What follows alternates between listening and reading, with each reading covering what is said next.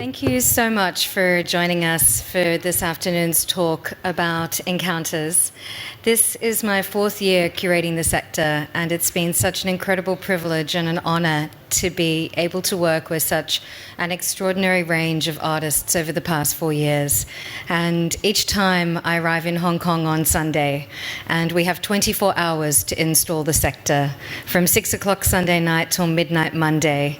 And every year I cry a little bit on the plane over, thinking, how is this going to come together? But there's so many conversations and so much trust that goes into the collaboration with the galleries who propose the projects and the conversations I have with the artists. And something that's been wonderful about doing encounters now for 4 years has been that I've actually been able to develop work over time. So my first couple of years, I really had to work with what the galleries proposed without much conversation or understanding between us of what was expected. And over the past 4 years, I've been able to build a really strong collaboration with the Art Basel team, the operations, the architects, the galleries, and to build a very strong rapport. And they really support me now to take risks with the galleries and the artists. And so often now the conversations will begin a year or 2 years earlier. And with each of these artists, there was an earlier conversation, a conversation that's taken kind of at least a year for many of you, if not a little bit longer. And so it's really wonderful to be on this panel, and a unique privilege this year to be leading this talk with 4 artists with whom I've been able to actually develop new work. And each one of them has made a premiere for Hong Kong. This year there are 12 projects. We're doing the opposite of what the art world does. We're going for a less is more approach. My first year there was 26 projects, the second 21, last year 17, and now 12. I received 80 proposals, so it's very hard to choose. And really that level of conversation with the artists, particularly having 9 premieres out of 12 works in encounters, proposes a certain degree of risk, which is really wonderful. And this year, you know, what we're going to talk about today, and I'm going to hand over to this incredibly esteemed panel of artists and collaborators in a moment. But, you know, each year I don't have a theme in advance. I get led by the work. And I sit down in Hong Kong in October of each year in a room, and I look at the proposals around me and I think, what are the artists trying to say? What does the work reflect? What direction should we take encounters this year, being guided by what artists are doing? And this year, what I really felt, if you saw encounters last year, you would know it was very bombastic, very assertive, quite political, dead dictators and Tibetans, you know. I put my stake firmly in the sand, and you can see where my politics lie.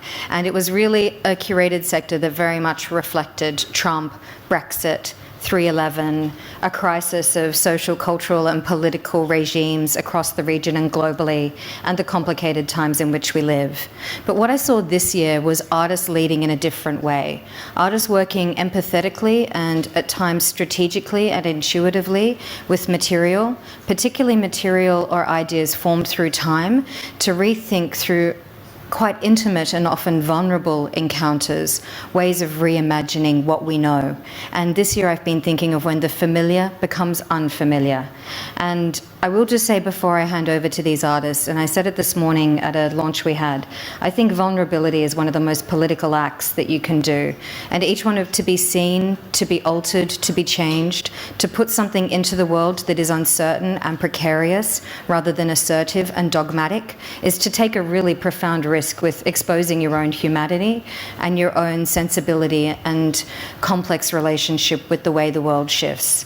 And each one of these artists has a practice which is influenced through time and shape shifts, and I think underscores a degree of precarity and vulnerability, and within that the strength to actually think of something different.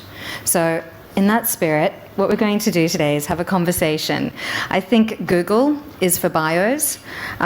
So, you know, use your phone if you want to look up who they are. But suffice to say, they are some of the best artists working and leading in the individual context from which they come. I will give you a little bit of a bio for Ulla von Brandenburg to begin, to my left. Working in film, photography, installation and performance, Ulla appropriates archaic art-making traditions to investigate the unspoken rules of contemporary society. I first saw Ulla's work over 12 years ago in France in an artist-run space called Ohmaki. It was in a basement in this very beautiful house in Reims in Champagne, and I fell in love with her a little bit. I can declare that on the panel today. And over the years, I've been able to exhibit works of hers in institutions where I've been director, but I've been really wanting to work with her on a large-scale project for a long time. She's German-born but based in France, and I'll turn to her maybe in a moment with a question. I will quickly introduce the Aquilizans first, Alfredo and Isabel. So, Brisbane-based couple. I've managed to sneak a few Australians through this year. But a Brisbane-based couple who emigrated to from the Philippines to Australia in 2006. Known for their uniquely collaborative practice, the Aquilizans address themes of displacement, change, and memory through community and engagement. Such an esteemed practice focusing on socially engaged practices, collaborative forms of practices, not only between themselves, within their unique collaboration, and also solo projects, but also throughout their lives. And there's a very deep sense of social accountability that runs through their work, whether it's in the material of cardboard, tape, belongings, or clothing. And in this case, it's the sickles. I want to introduce Ramesh Mario Nithiyendran.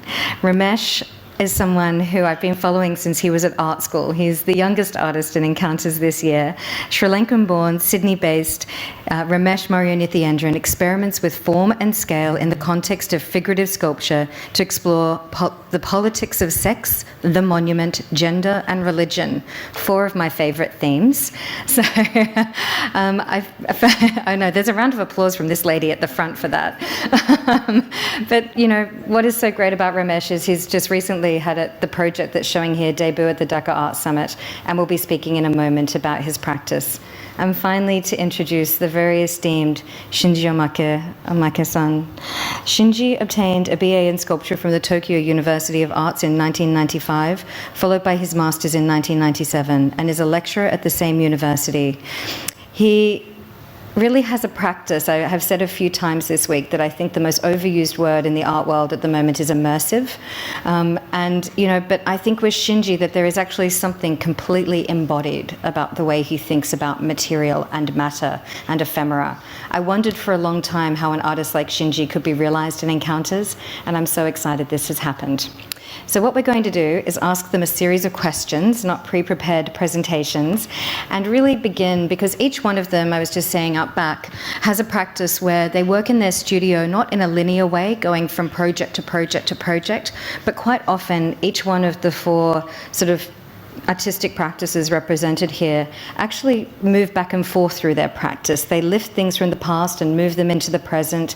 Ideas that begin at one point get picked up and moved to another. Something in the future, in a sense, almost predicts a work that comes in the past. And there's this ability through your practice to actually maneuver in a very consistent way through a set of ideas.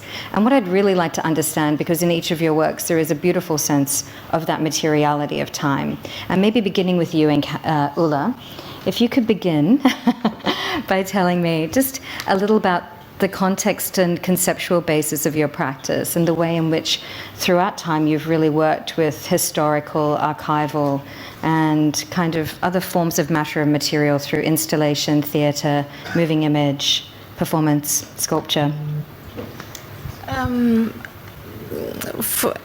Perhaps there's something that I started in theater, actually, and I did theater studies.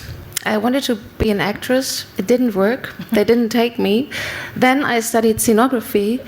I worked in theaters, but I didn't like it because it was very hierarchical, and also I couldn't decide everything. It was the director. And then I switched to art. Mm-hmm. It was a long way. And then more and more, actually the theater, or how the theater is functioning, is coming back into my art. And so the installation I do here in Encounters, it's like a mix of different kind of curtains, and 3 of these curtains are coming also from the Bolshoi opera and are real backdrops. And for me, this decontextualization and to put something here in Art Basel or in an art space and to change spaces and actually also to hide spaces, I'm very interested, to claim another space and also, in a way, another time. I think that's a really important point that I'd like to pick up with you now, because I've seen so many of your works over the years, from your presentation at the Venice Biennale, referring to the architecture of Corbusier, or whether it was works at the Palais de Tokyo, where you constructed that amazing skate ramp. You have a very particular way of working with kind of material that's almost a little bit supernatural or altered, the kind of resonances of things that live within other places or memories. Can you talk a little bit about how you think about time in your work? Often people think that I'm very much interested in the 19th century, which is not true. I'm interested in a space where there's no time, or where it could be also the future. Most of my films, I shoot them in black and white, for example, and of course we know black and white films more from the past, but it could be also the future, or also it's more about changing the time and changing the space. And I'm very much interested in these moments from Alice in Wonderland, when you open a closet or whatever and another world is there.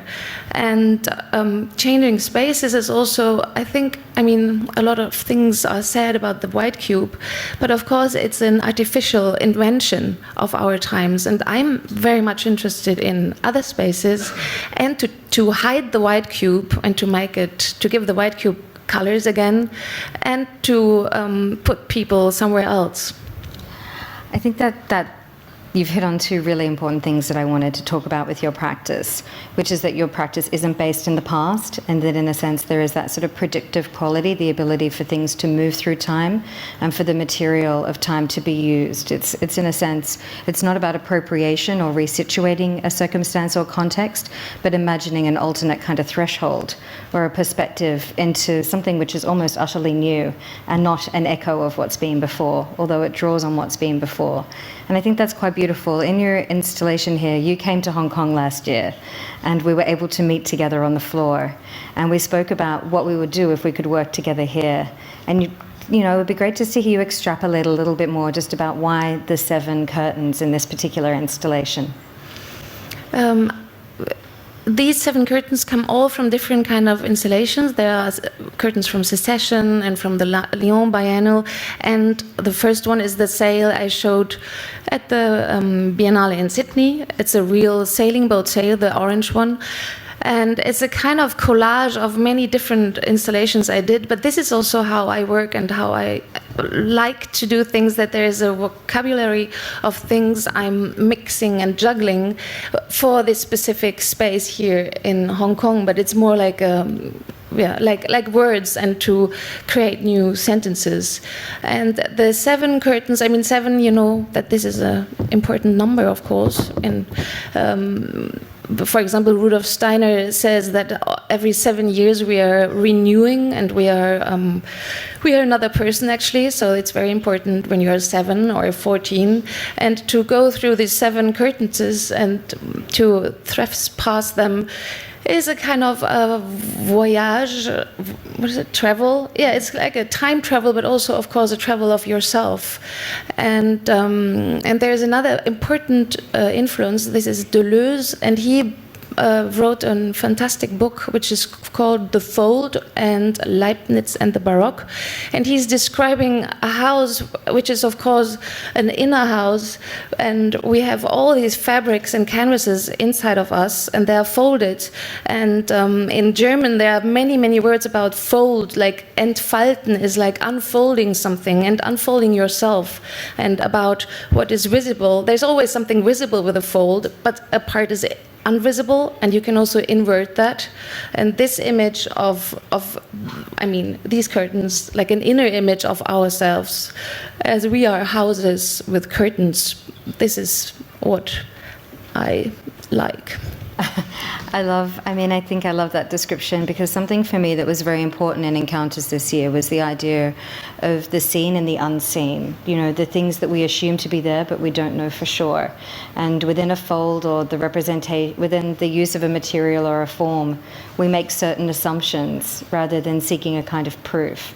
And within your installation, there are these points of objects that form a kind of evidence of something that may have been or is yet to come. And I think that's a very important idea in your work as well.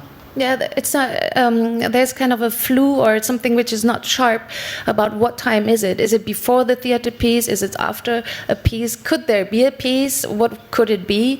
And then there's always a kind of protagonist. In this case, it's the cape with the buttons on. And then there are these objects, and different kind of pieces are possible. But then in the end, I'm interested, of course, that the visitors are making their own piece, because and this is also I'm trying to do in all my installations, that the visitors are the actors in the end and are choosing a role. And of course it's also the question about on which side you are. Do you want to be an actor or a spectator? Do you want to be an object or a subject? And this was exactly why you are encounter number one, because I really wanted this work by Ulla to form the initial threshold into the fair, that decision to step into the work and through the work. We talk a lot when we're installing encounters about 70,000 people in 5 days and the potential damage they can wreak on artworks. And, I want works as much as possible to be open to the public, for them to be able to move through and feel like they don't need to seek permission to have agency to move through the work both physically and conceptually. And I really love that this work operates in that space as that threshold. I just have one more question for you. And yesterday you said something about the number 7, and you said we have 7 lives behind us and 7 lives ahead of us. It could be. We can also have more. Okay. I really loved that yesterday. I'm so happy for you just to leave that in a very French way hanging out there, even though you're German. It's kind of like, we'll put that one down. We'll come back to that. But, so many lives lived, Isabel and Alfredo. So many different places moved through, and so many different relationships had. So many conversations between yourselves and other people, and so many ways that you've worked through the duration of your practice to tell stories that are both your own and that belong to other people.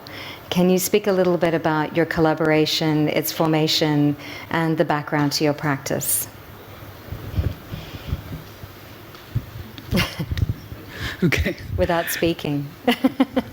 Our practice is all about, it's a very personal thing, but it's also about, it's also very local, and it's also something about global. So when we talk about personal, we always translate what's happening for us every day, like personal experiences, for example, and then we work with communities. That becomes like engaging the local, for example, and creating works, and talk about things that are globally, like global issues, for example, in a way. So our work is all about engagement with the site where we work and where we create the projects, engagement with the materials, for example, and how it relates to an idea, and engagement to the exhibition, and in this case, the Art Basel, Hong Kong, for example, and how we translate those ideas into a different kind of audience. And when we talk about audience, it's the engagement with the audience, in which we get people to engage in the way, in their own experiences, and yeah, and I think this is very much, how do you say it? It's just in there in how things came about when we started together, and when we were been together, married for 30 years. And we always say that art and life is always together. It's never separate. And what you see in what we do is just a reflection of those everyday experiences, as what Alfredo said. I really believe that. I don't think that being an artist or a curator, choosing to live and work in this life, there is no distinction between church and state. Everything that you do becomes a part of everything that feeds back into the work. And as you said, for both of you being married now for 30 years and practicing both together and apart is a very important part of that ongoing conversation. I think I'm interested in your practice you do move a lot still between Australia and the Philippines, and you're often looking at things to do with belonging, home, migration, displacement, how you can provide a way of collaborating with groups of people to provide space for them to articulate stories. So can you talk to me a little bit about that process of social engagement in your work and how that evolved in the beginning and how it's changed through time? Yeah, we always we used to teach in a school, which is an art school, and we always liked that kind of an engagement wherein we seek stories and translate it into something else. And this stories actually is the one that comes into our work. And I think these narratives that comes into it are very important in relation to what we do, because like the materials that we use, and it's also a way for us to integrate into the community. So the process usually is for us to immerse ourselves into a particular community and start learning something from it.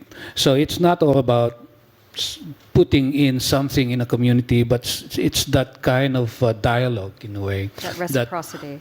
Yeah, and these dialogues actually are the one that where ideas comes from. So in a way, we get people to be part of the actual making of the work, and not only be part, but actually engaging them in the actual making of the work in itself. And in the process, for us, I think that demystify what art is all about. And that's, for me and for Isabel, very important. Did you want to add something to that, Isabel? He always says it all, so it's maybe later. Not really.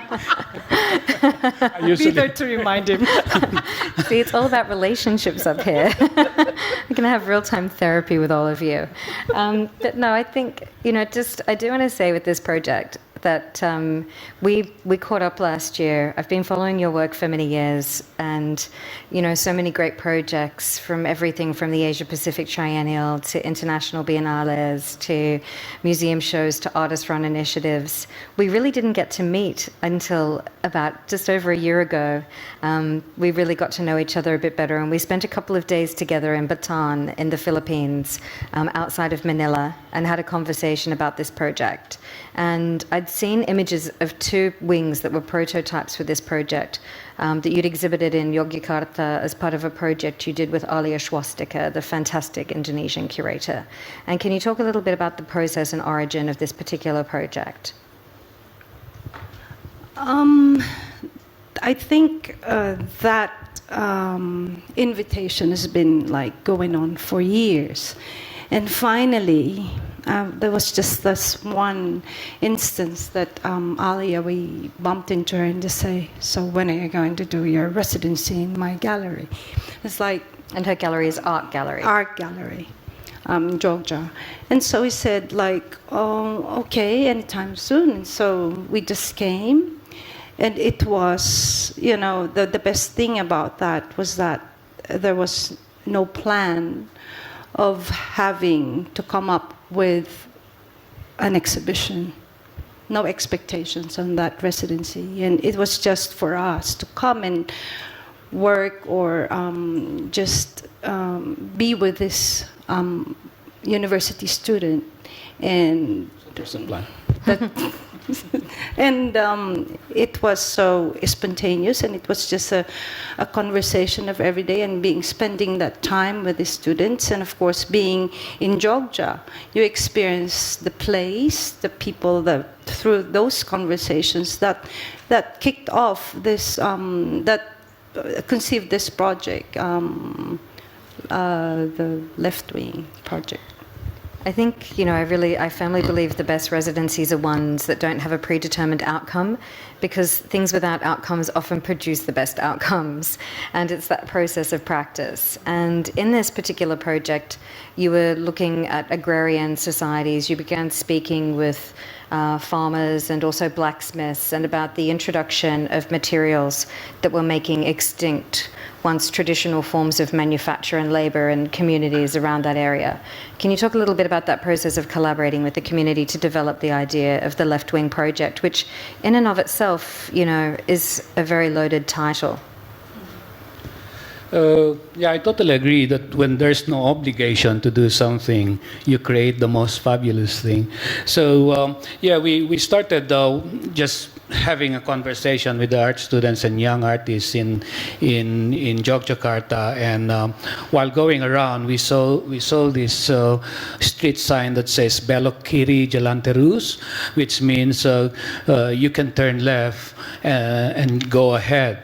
So we're quite intrigued about what it's all about, but it's just say, of course, that you can just turn left without having all these green lights or red lights or whatever.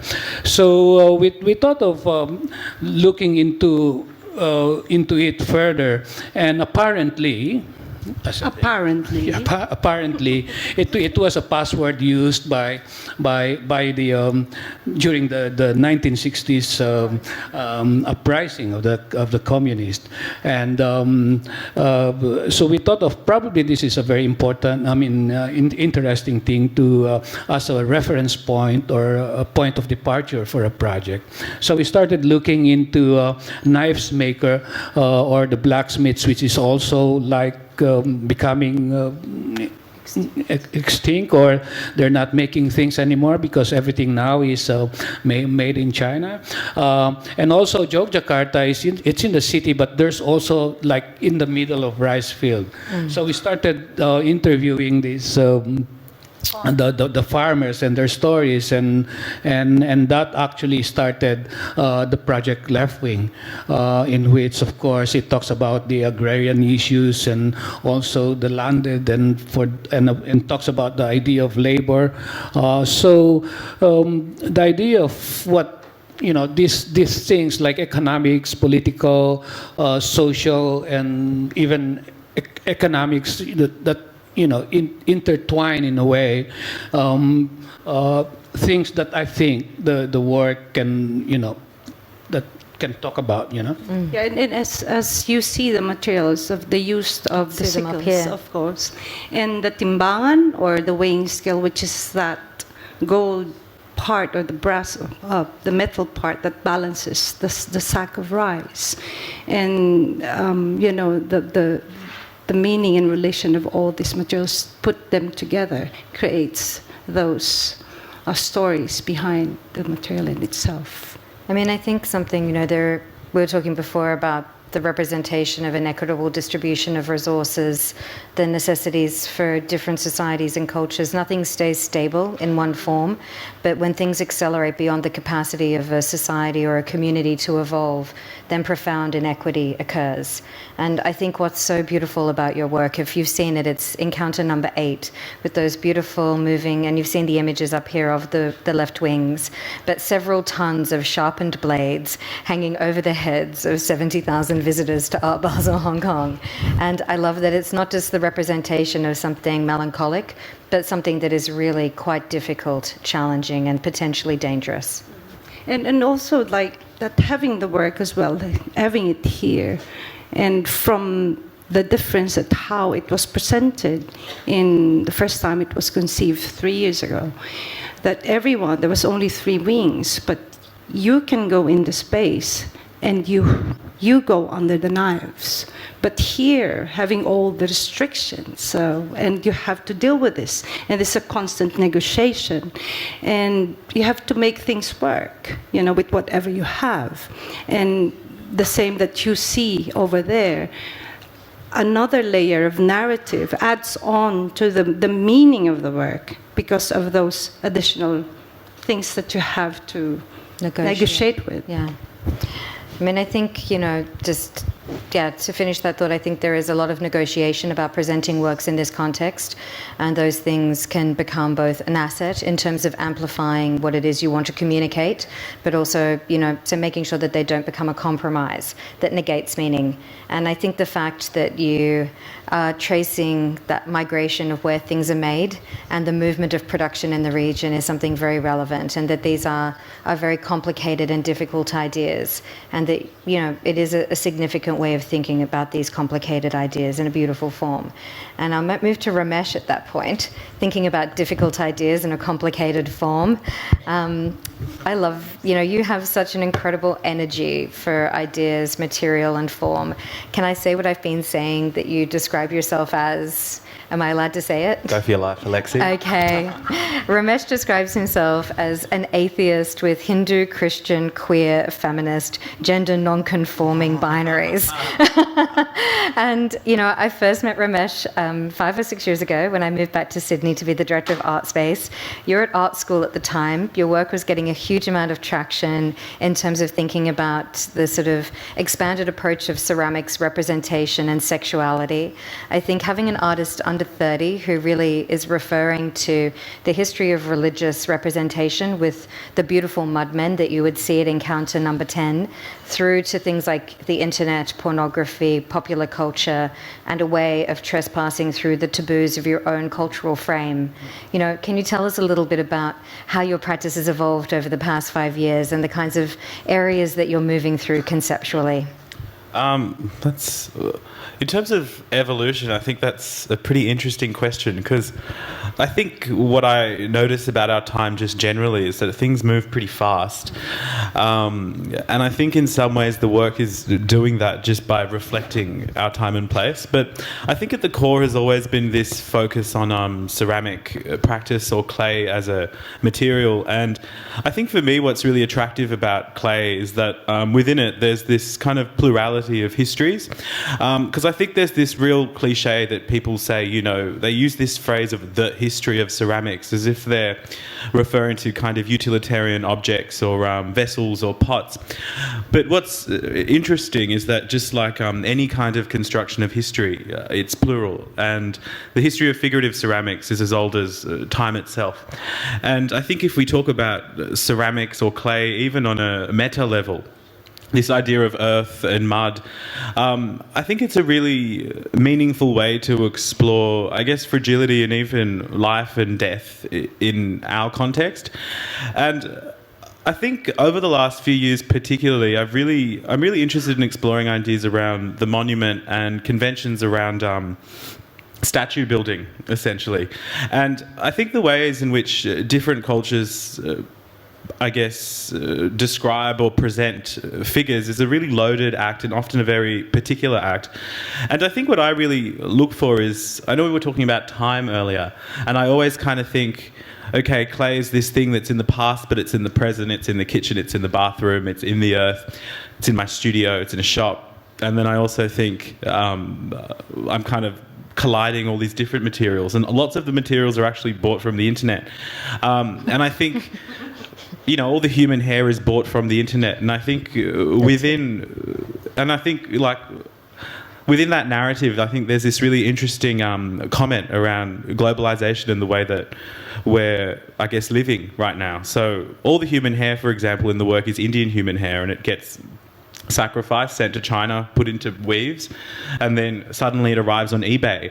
And I think that kind of collision between the organic and then the polystyrene and the enamel and the spray paint and the ceramics is, I guess, kind of how I like to see the world, quite chaotic, but at the same time balanced.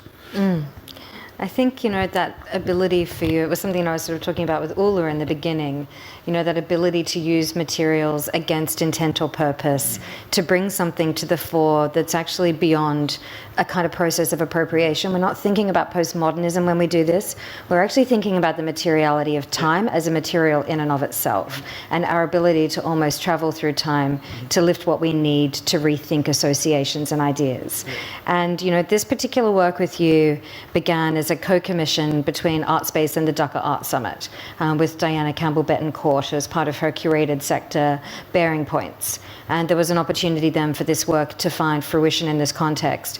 Can you talk about how that work has evolved into context and the kind of distinctive tenors that exist within the work? Yeah. So an iteration of the work was presented at the Dhaka Art Summit earlier this year in February. And I think during my site visit to Dhaka, what really struck me was this kind of intensity around the urban environment, particularly in the city, where there was a real condensed, I guess, approach to, the population, traffic, smog. And I think most people who arrive in that city for the first time, it seems to be the thing that they mention. But I think what really struck me about the urban environment was looking at the buses. The enamel paint had kind of scratched off, so it was almost like this kind of palimpsest of time and traffic and daily life on the exterior of these buses. So I thought two things about presenting that work for Dhaka. I wanted it to have this kind of urban reference, but at the same time, where I live in Sydney, which is different to, I guess, areas in South Asia, I think with South Asia, the vernacular is generally polychromatic. So I wanted to actually reduce my palette a little bit for Bangladesh. So I wanted to use colour very intently. And I trained in painting at art school. I've never actually done a course in ceramics or sculpture in my life, but maybe self-taught is the wrong framework. But for this iteration in Hong Kong, I think what I wanted to do is bring a more kind of glam element to it. And I think those systems of value, especially presenting the work in a commercial context, like I've got gold-plated bronze to polystyrene painted with acrylic paint and spray paint. And with Art Basel Hong Kong specifically, I wanted the work to be, I guess, have a sense of reverence in this context. But at the same time, I wanted it to feel almost like it was designed to be here. So reflecting the kind of glossy surfaces of the convention centre, the geometry, but at the same time being a little bit cheeky, bringing in cardboard. Like I remember during install, there was just cardboard everywhere. Actually, there was a gallery across the way from your work before the plinths were just there without the sculptures, and the gallerists from that booth were just sitting on them having a coffee, and I was like, excuse me. But it is interesting, that duplicity. But in this work, you are doing something very complicated with sexuality, and there were issues in Bangladesh about including the kind of robust version that you present of a gender non-conforming, non-binary, sex-positive representation of sexuality. And can you talk a bit about that in your work, because it's not, it's complicated terrain to negotiate. I think that mode of representing or dealing with sexual symbolism is always a loaded territory, because I think fundamental with even the act of sex, if you think about it historically or if you think about it politically, are ideas around power, exploitation, and really on a very basic level, patriarchy, which has a lot to answer for. But we're going to get to that in the next panel. That's good. But I think within this work, I kind of think a lot about, I guess, how to actually make political statements that are generous and inviting. And I think the option I go for is more of a celebration rather than a kind of dire critique of our times. And the way I kind of see the works are these kind of futuristic imaginings of these simultaneous gender-neutral, genderless, multi-gendered beings that harp back to Hindu deities, but at the same time, I guess, contemporary iterations of gender where, plastic surgery can aid someone in transforming the way they look or are read from a gendered perspective. So I think with my ceramics particularly, I want to kind of make them feel almost inclusive in that respect. I think an idea of generosity is a really keen one, and something that I think is so important in the context of Art Basel Hong Kong to underscore in the curated sector, which is distinct from things like Unlimited or Parkour or Public, is that there is a spirit of generosity and a spirit of kind of simultaneity in the region that allows a series of divergent voices to converge in particularly unique ways. And when you flick it over, I might go to you, Ohmaki-san, and, to think Hearing you, Ramesh, speak about the kind of convergence of the natural and man-made environment, speaking about the consequences of representing things that are both very nuanced and unspoken, but also very direct. There is a strong aesthetic in your work, Shinji. There is an intense amount of beauty and an incredible sense of materiality. But your work is not just about aesthetics, it's about other more fundamental conditions that underscore the kind of balance of life. Would you like to speak a little bit about the development of your work? Okay, and my work in the liminal area. Or maybe just more broadly background to your practice to begin. My background. Yes, my background is I studied a sculpture, learning the sculptures. But usually sculpture use the clay and iron steel and very mature material. Everybody. Very, very different. But I'm not different feeling. I changed the feeling, the space. I looked at the space. After my mind is very nice, feeling very good. Because normally as a student, I started the art work is very hard and very figurative and very complete. No exactly feeling. Catching the no exactly many. But I'm confused. It's a long time. But my basement is a karate. The karate. The 3 years ago, 3 years old. Yeah, 3 years old. It started a long way. After this 17 years old and Brisbane World Cup. But my mind almost built up the learning the karate mind because I feel the space very important because the karate is between the another people, but important is ma. The Japanese language the ma. Ma is a distance, but distance is not so far because. One position, but another is a wall and the ground and the roof. Very important. My feeling, the build up, the studying in the space, catch the space, the feeling, the learning, the all until now. Very important, my work. Because at this time, the Art Basel, very difficult to install my work. Because many air conditioner, big air conditioner, and today is very, very difficult, Many people, my work, not collaborate the space, but very important is translate, My work is translate the space because we are combined to the space because the people working, but if in the one people and nothing people, very smooth, but very different. If today is more up, because my work is very shy. No, because up and down, and the side and the left. I don't think your work is very shy. Yeah, I'm shy. We had a wonderful studio visit in Tokyo in June last year, and we spoke about this work. And I think there's two things here, and I very deliberately placed your work. Ulla is encounter number 1, and she is the vertical curtains, the color field that you move through. Yeah. But you are directly above her, and you are encounter number 7. So we return to number 7, which is fortuitous. Yeah. And we see in your work that actually there is this vaporousness, which is about air.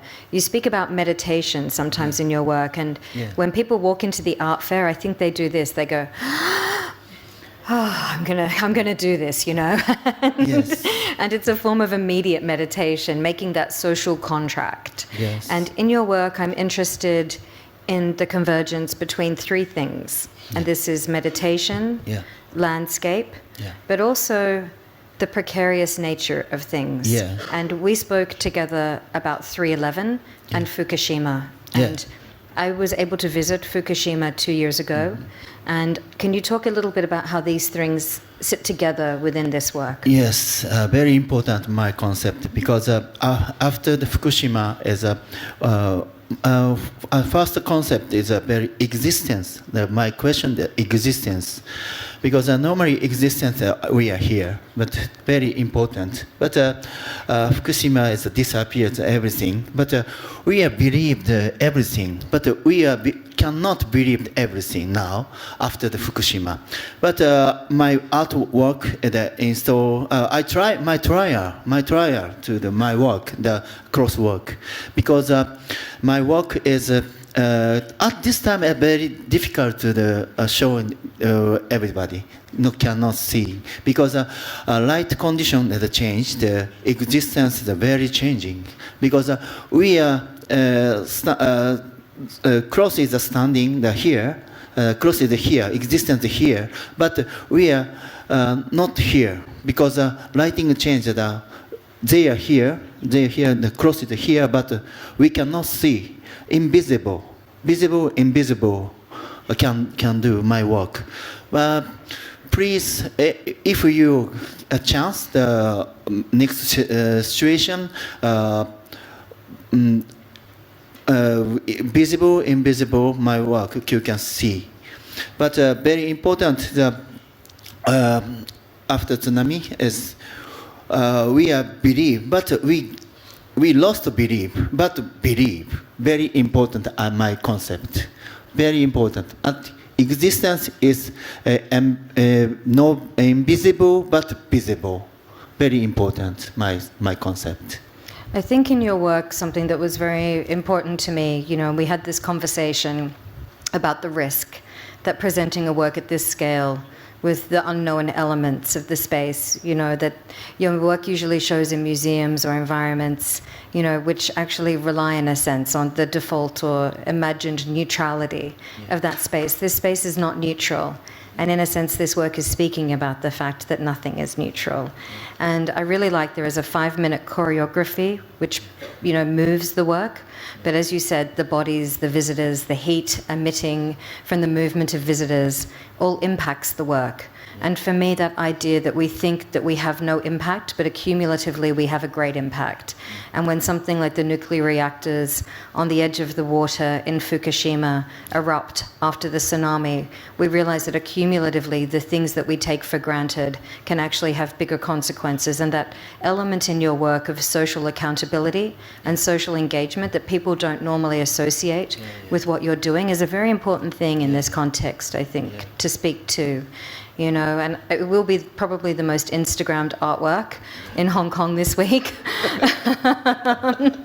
But, I think for all of you, something that's important is that your works can operate on that level of visual engagement. Yeah. They have a dynamic invitation to the audience, but they also do something else, which is much more layered and complicates one singular version of events. And can you just speak to me? Maybe I'll begin with Shinji and move back down the panel. But can you tell me a little bit about what it was you hoped would happen with the work this week and what it is you found has happened so far this week? So how the audience is interacting or how the work has been realized that is what you hoped, but also different. Different? Different. It's like karate chop. Challenge. Ramesh, maybe I'll come back to you, Shinji. I'll let you think. I think that's a hard question. I think with this work in particular, I wanted to have a dimension of spectacle. And I think it does. Do you think? So I think on that respect, I predicted correctly. But I guess the other thing was I was unsure about how the context would actually, influence the readings of the figures. Because I think the original iteration of those scale of works was in the National Gallery in Australia, which was this kind of really brutalist architectural building. So I'm still kind of thinking about that. Great. Alfredo and Isabel? Alfredo, she said Alfredo first. No, I think with this work and having the work here, it's a challenge to put it here, really. And the only thing that we will always come back to how the work has been conceived. That whatever is in front of you, and people say, oh, it's hard to take a photo of your work. I couldn't see it. I couldn't put it in Instagram. Why didn't you put it lower? Why didn't you do this? Why didn't you do that? But this is the very essence of that project. I mean, it's difficult to see always what's in front of you. And what's on top of your head. And what's on top of you as well, and what that represents. Exactly. Yeah, I think what's also interesting are the invisibles. Like, for example, the connection that we've created when we're creating the work.